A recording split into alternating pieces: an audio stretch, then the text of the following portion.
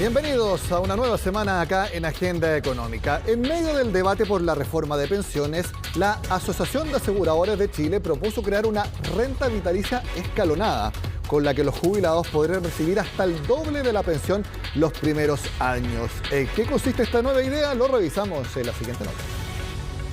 ¿Qué pensaría si le dijeran que cuando se jubile recibirá una pensión aumentada que irá decayendo con el paso del tiempo? Es bueno que sea superior el monto al principio, cuando uno tiene más gasto.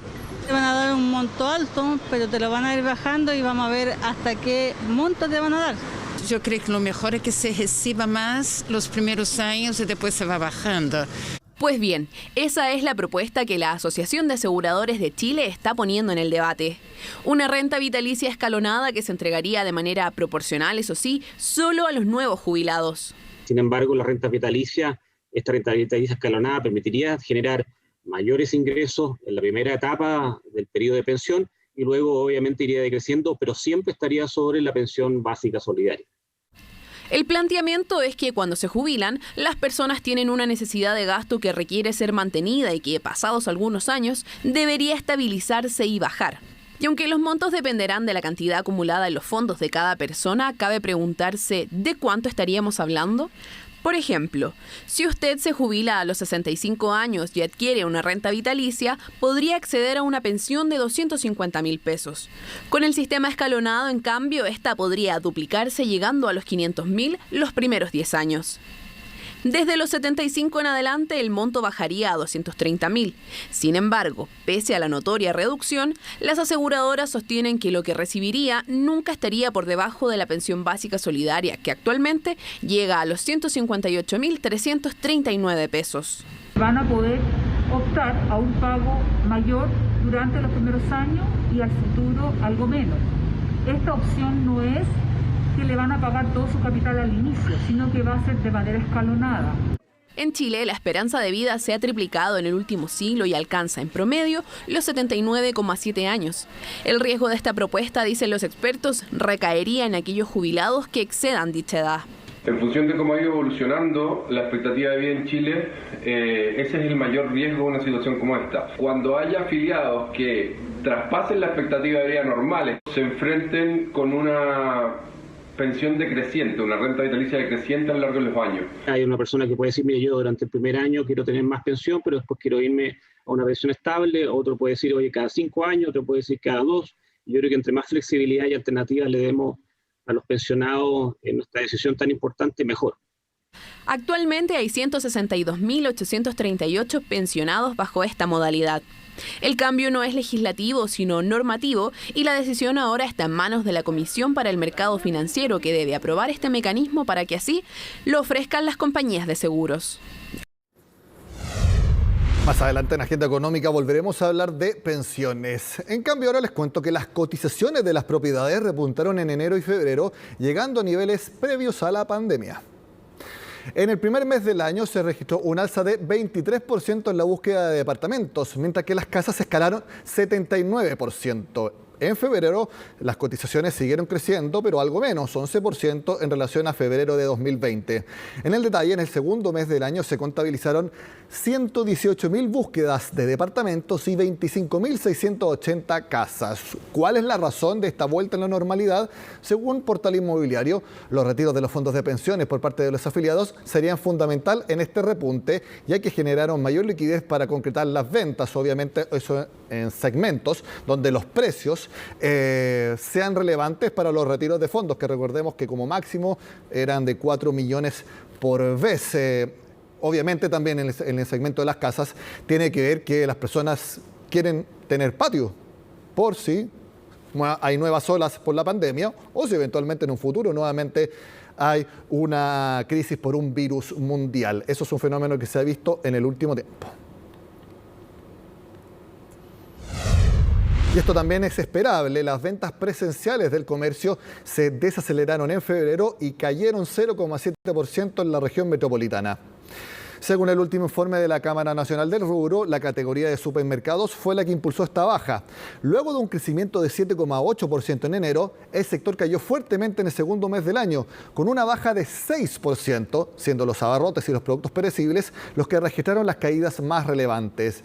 Además, el calzado sigue su tendencia y continúa bajando 34,1%. Según la Cámara Nacional de Comercio, la categoría de bienes durables sigue escalando, impulsadas principalmente, y una vez más, por el segundo retiro del 10% de los fondos de pensiones. A casi una semana del incidente que puso de cabeza el comercio mundial, el gigantesco barco Ever Given fue finalmente liberado del canal de Suez. Ayudados por la marea alta, los remolcadores lograron reflotar completamente y así mover el gigantesco buque de 400 metros de longitud. Con esta maniobra se termina el bloqueo de una de las principales rutas marítimas y que dejó a más de 300 barcos a la espera de poder cruzar este canal. Las autoridades del paso aseguraron que el tráfico ya está en movimiento, pero que se demoraría alrededor de 3 días en que haya una fluidez normal.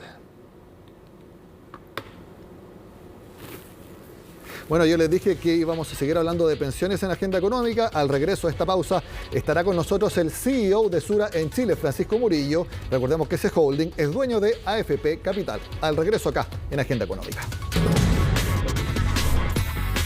SAS.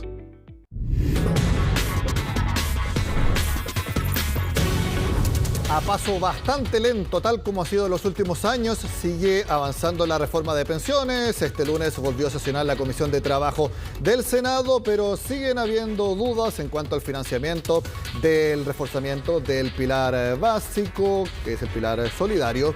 También no hay acuerdo hasta ahora y es bastante lejos que de alcanzarlo en torno a la cotización adicional del 6%. Precisamente distintos temas de pensiones abordamos desde ahora con el CEO de Sura en Chile, Francisco Murillo. Lo vemos en pantalla. Francisco, gracias por estar en Agenda Económica. Gracias por la invitación, Nicolás. Buenas tardes. Francisco, ¿concuerda conmigo en que, por decirlo de manera bastante, general, la reforma de pensiones avanza a paso de tortuga? Bueno, creo que el ciclo electoral intenso que vamos a vivir este año va a ser difícil y es lamentable porque tenemos los diagnósticos desde la Comisión Marcel el año 2008, después la Comisión Bravo el 2015, así que realmente creo que hay ideas claras respecto de cómo avanzar, pero se ve difícil el acuerdo en un momento como este. Francisco, cuando desde Colombia le preguntan cómo va avanzando la reforma y le preguntan si es que va a haber reforma, ¿usted qué le responde? Yo le respondo que creo que los elementos de esa reforma han estado en la reforma que planteó en su momento la presidenta Bachelet, están también en la reforma que ha planteado el presidente Piñera, y que son básicamente el tema de, en nuestro sistema mixto, poner un pilar básico solidario más fuerte y aumentar la contribución, son los elementos centrales de esta reforma, cuyo objetivo debiera ser exclusivamente mejorar pensiones. Y estando eso, estarían las cosas para llegar a acuerdos. Sin embargo, como le decía antes, también les digo que en un ciclo electoral intenso como el que estamos viviendo, quizá eso se hace más difícil. Porque concuerda conmigo que, por ejemplo, lo de la cotización extra, en un momento era 4 puntos, apartamos quizás en el gobierno anterior de Michelle Bachelet, 5% cotización extra, 3 puntos a cuenta individual, 2 al anterior CAC, el Consejo de Ahorro Colectivo. No pasó nada.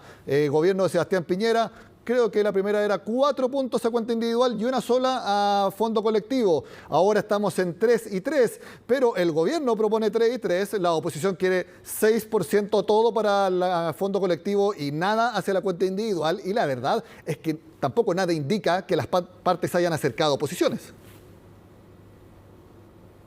Claro. Yo pondría un poco de contexto en esto, siempre que nos comparamos con la OECD, y pondría números. Cuando nos comparamos con la OECD decimos, bueno, nos faltan 6 puntos de cotización. 6 puntos de cotización para llegar del 12 al 18. Esos son alrededor de 3.800 millones de dólares por año, que se sumarían para efectos de mejorar pensiones. Y por otro lado también decimos que los países de la OECD gastan alrededor de 6 puntos de gasto fiscal en pensiones contra el 2,5 que tenemos nosotros en el sistema actual más el sistema antiguo, esa diferencia son alrededor de 9.000 millones de dólares. O sea, estamos hablando de una suma de casi 13.000 millones por año en régimen, en un sistema en régimen. Y eso entonces nos permitiría avanzar muchísimo en materia de reforma. Y esos creo que son los elementos centrales. Después viene la discusión de si el 6 debe ir a capitalización individual, debe ir a un sistema solidario. Yo pienso que en esa discusión lo importante es las cosas por su nombre. El 6% a una cuenta solidaria es un impuesto al trabajo. Una persona que hoy gana 700.000 pesos está exenta al impuesto a la renta, y con el sistema funcionando en régimen, con 6 puntos de cotización a un sistema solidario, estaría pagando 42.000 pesos de impuestos. Ahora, dicho eso, creo que lo principal es sumar a recursos para efectos de mejorar las pensiones, porque es la única manera de poder hacerlo.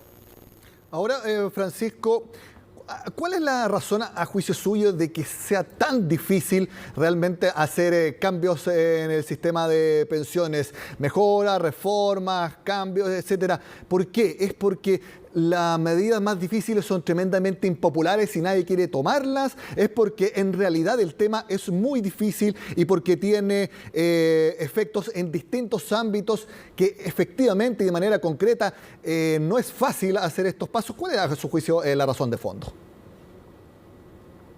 A mí me parece que este es un tema político, pero no, me refiero político en el motivo. O sea, es un tema que le importa a muchas personas, que afecta a muchas personas. Si los que estamos en la vida activa tenemos alguna persona que está pensionada, que ha tenido una baja pensión o una mala experiencia en algún momento, entonces creo que ese es un tema que genera dificultades. También me parece que hay un elemento ideológico en la discusión. Hay una discusión respecto de si la seguridad social debe ser provista principalmente o exclusivamente por el sector estatal o también debe haber participación de privados, y me parece que todo eso está en la discusión, y también me parece que ojalá primaran los criterios, más que los criterios técnicos, que también creo que el objetivo final, que es que las pensiones mejoren. Y eso no tiene fórmulas mágicas. Para que las pensiones mejoren necesitamos más recursos. Y esos más recursos están en dos elementos tan centrales que son los que ya hemos mencionado. ¿Más recursos que tienen que venir por eliminar lo más posible las lagunas, o también que se le dé un impulso bastante importante a los salarios que ganan los chilenos? Es que yo creo que esos elementos son mucho más estructurales, ¿no? O sea, sí. el hecho de que el país vaya mejorando en su situación salarial, que tiene que ver con productividad y con elementos de más largo plazo, me parece que es un elemento importante. Lo de las lagunas tiene que ver con que los trabajos sean más formales y por lo tanto disminuyan. Eso me parece que son temas estructurales más de largo plazo.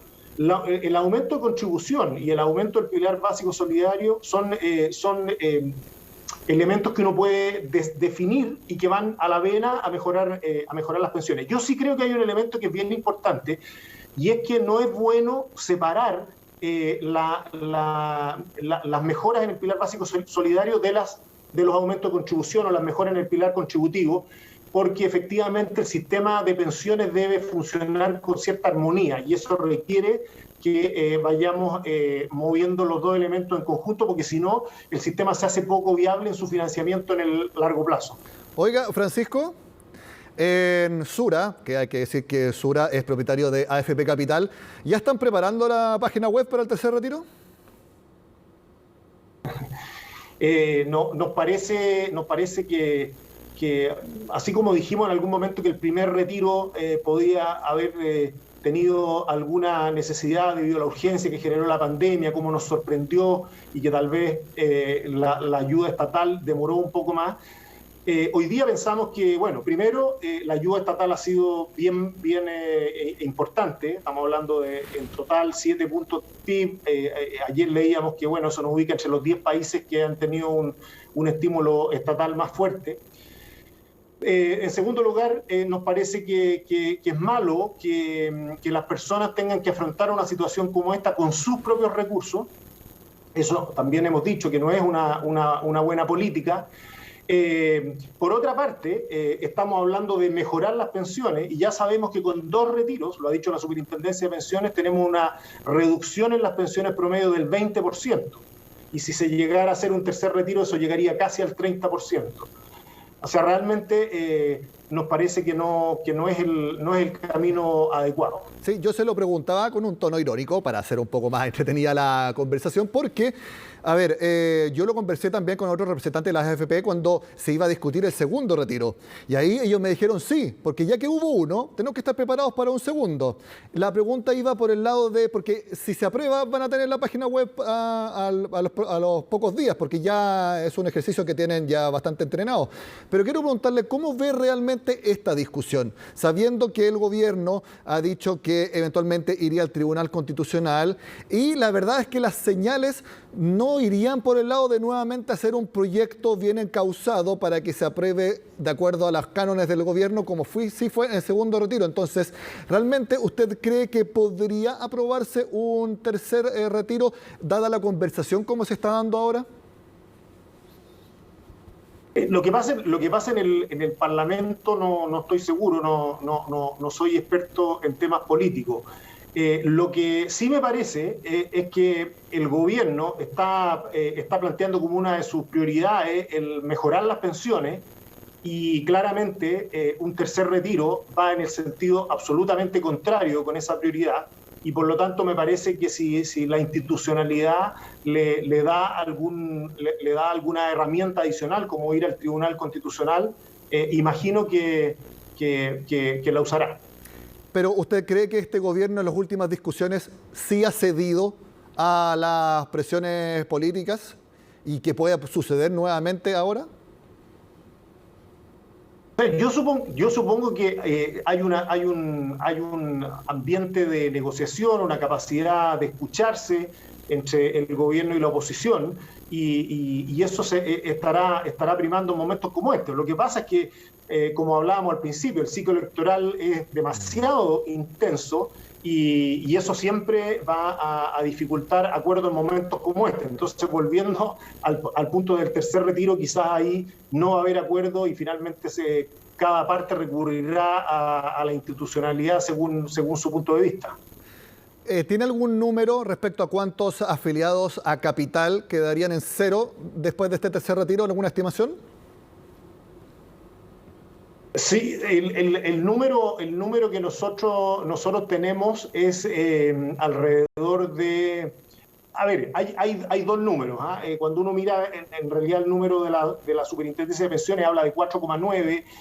A nosotros las cifras nuestras no cambian demasiado respecto de las grandes cifras de la industria. Estamos hablando de alrededor de nosotros 500.000 o por ahí, pero hay algunos afiliados que son jóvenes, por lo tanto retiran su saldo completo y después recuperan una parte de eso. Hay que ver, por ejemplo, que en los 2 retiros hubo 2,8 millones de personas y alrededor de 1 millón de personas ya tienen algún saldo de nuevo porque volvieron a cotizar. Ahora, el gran problema de la gente joven, y también ahí hay que recordarlo, es que el 40% de la pensión de las personas se construye en los primeros 10 años. Entonces, estos retiros tienen un impacto muy fuerte en las personas más jóvenes, que es el momento en que la rentabilidad puede tener un efecto mucho más positivo. Francisco, ¿qué le ha parecido hasta ahora el actuar de Alejandra Cox como nueva presidenta de la Asociación de FP? Llegó con bastante agenda y ha hecho un despliegue por comunicarla bien intenso. Me parece que ha hecho un muy buen despliegue. Estoy seguro que su habilidad y sus capacidades técnicas son absolutamente impecables. Una persona que desde mucho tiempo ha estudiado la seguridad social, un perfil académico, pero además una persona muy empática y una persona que ha puesto algunos temas sobre la mesa que son bastante interesantes y que yo creo que también es bueno de pronto abrir el juego de la discusión, un poco más, abrirlo un poco más. Sí, yo vi parte de un extracto de una conversación que usted tuvo este lunes en Radio Pauta y quiero preguntarle, usted ¿está de acuerdo con la pensión básica universal? ¿No está de acuerdo o cree que no por el momento? No por el momento, respondería yo, así como para hacerle la respuesta corta, ¿no es cierto? Pero básicamente porque lo ideal de un sistema de pensiones es que hayan ciertos beneficios que sean para todos, pero me parece que las restricciones fiscales que tenemos hoy y la necesidad de tener la necesidad, incluso la solicitud de la ciudadanía, que tiene toda la lógica y el sentido de tener una pensión básica solidaria más alta, creo que son temas prioritarios en este momento. Francisco, mi última pregunta, y se lo hago como el jefe de una empresa financiera en nuestro país. ¿Le parece correcta la propuesta del gobierno de aplazar hasta mayo las elecciones que estaban originalmente para 2 semanas más? Me parece que el gobierno ha demostrado que ha tenido un buen manejo de este tremendo problema que estamos viviendo, un buen proceso de vacunación, y en ese sentido creo que los expertos están diciendo que para cuidar la salud de todos nosotros es bueno postergar esas elecciones y por lo tanto estoy de acuerdo con lo que se plantea. ¿No agrega incertidumbre en el mundo financiero? Lo que pasa, Nicolás, y tú cubres este mundo muy permanentemente, tú sabes que la incertidumbre es parte de los mercados financieros. Nosotros y todos los que operamos en los mercados financieros tenemos que estar acostumbrados a estos niveles de incertidumbre. No es una característica especial de nuestro país, está en todas partes. No sabemos si la vacunación va a funcionar con más efectividad o no, en fin. Entonces me parece que la incertidumbre pasa a ser parte de la vida, al menos para los que estamos en los mercados financieros. Sí, tiene razón, es una constante y nosotros que estamos cubriendo esto día a día lo sabemos muy bien. Francisco Murillo, CEO de Sura en Chile, gracias por estar en Agenda Económica. Muchas gracias, Nicolás. De esta forma terminamos la agenda de este lunes. Siempre los invito a que vean nuestra edición AM que comienza todos los días a las 8 de la mañana. Sigan acá en CNN Chile.